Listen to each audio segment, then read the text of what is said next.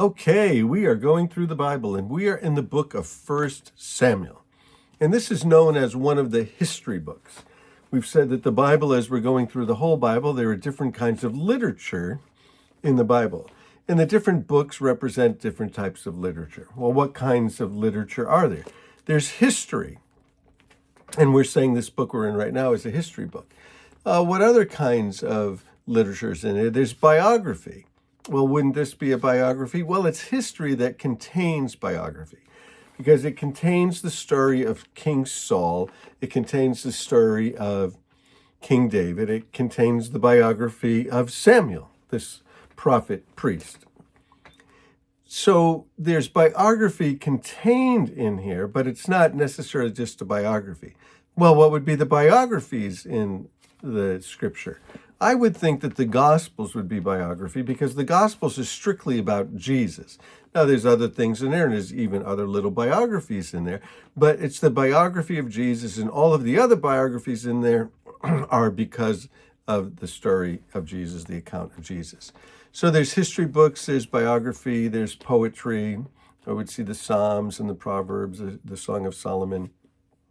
There's prophecy, Isaiah, Jeremiah. There's eschatology, which is prophecy of the future exclusively, and that would be like the book of Revelation. There's correspondence, 1 Timothy, 2 Timothy, when Paul writes letters to Timothy. So lots of different kinds, and now we're in history. And there's 12 history books in the Bible the way that we do it. The Hebrew Bible is, a little bit different, but so the English Bible, there's 12 history books. 1st and 2nd Samuel are two of them. And we said, why is there 1st and 2nd Samuel? Because probably it was all one book and they divided it in two just because of the sake of length. So the 12 history books, it begins with Joshua. Joshua comes into the land and divides the land up. It actually begins with Judges. It begins with the Judges when they come in into the land. No, Joshua, where am I going here? It goes Joshua, he brings them into the land, and then Judges what's happening over this 400-year period as they're settled into the land. And God is still their king. And it's in 1 Samuel that they ask for an earthly king. And we looked at that, and God told them what would happen if they got an earthly king. So they ask for the king, which would be Israel's first king, right? But like I said, I was in church one day, and I said, who is Israel's first king, expecting people to shout out Saul, and somebody shouted out God. Well, absolutely right. God was their first king. Saul was their second king. David is their third king. But we refer to it as the first and second king, at least the first and second earthly kings. So, correct there, right? So, we see that Saul becomes king in Israel. And God had warned him about what would happen. But we see in 1 Samuel chapters 8 through 15, the rise and the fall of Saul. And we explored that a little bit, but it's good for us to review it again. What are the 3 R's of education? Repetition, repetition, repetition, or review, review, review. So Israel asks for a king in chapter 8. They get a king. Saul is chosen as king in 1 Samuel 9 and 10. And then what you find is his initial success. He's pretty good. It starts out pretty good, although he's sort of hedging a little bit even when he's becoming king. But he has some initial successes. So good for Israel, good for Saul, good for them. But Saul, he has a fidelity problem. He has a problem staying obedient to God. And so in 1 Samuel 13 through 15, you find his disobedience and you find God rejecting him as king. And then what happens is this same guy, Samuel comes in 1 Samuel 16 and anoints David as the king. Even though Saul is still the king, God has anointed David as the king. So there's a little bit of a problem there, right?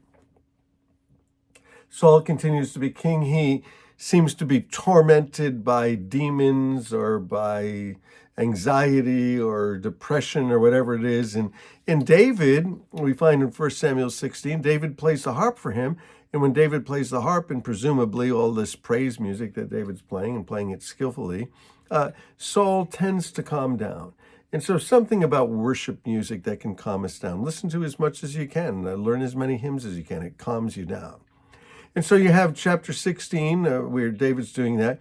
And then you have chapter 17, which is the chapter that's known best about David. And this is where David kills Goliath. Now, the problem is that when David kills Goliath, then all of a sudden, David has become Israel's national hero. And it's a problem for Saul that David is the national hero because he wants to be the national hero. But they're all praising David and singing songs about David, and Saul begins to get jealous. And you find this in chapters 18 and 19. Saul's jealousy is out of control, and he attempts to kill David.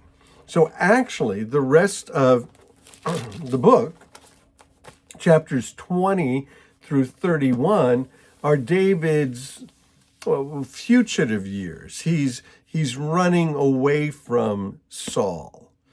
And there were a couple of opportunities where he could have turned on Saul, he could have trapped him, and he could have killed him, because Saul's trying to kill him. So would it be fair for him in self-defense to protect himself and even take Saul's life? Seemingly yes, but he doesn't do it. He says that's God's anointed. And then David, in chapter 20, he becomes great friends. What, when I was a child, we used to call it blood brothers. I don't think people do this anymore, but we would pick our finger with a pin and get some blood, and the other guy would get his blood, and we'd put it together. We'd be blood brothers. Well, they were blood brothers. They were covenant brothers. They had covenanted together before God, and they were tight. Now, the problem is that boy Jonathan is Saul's son.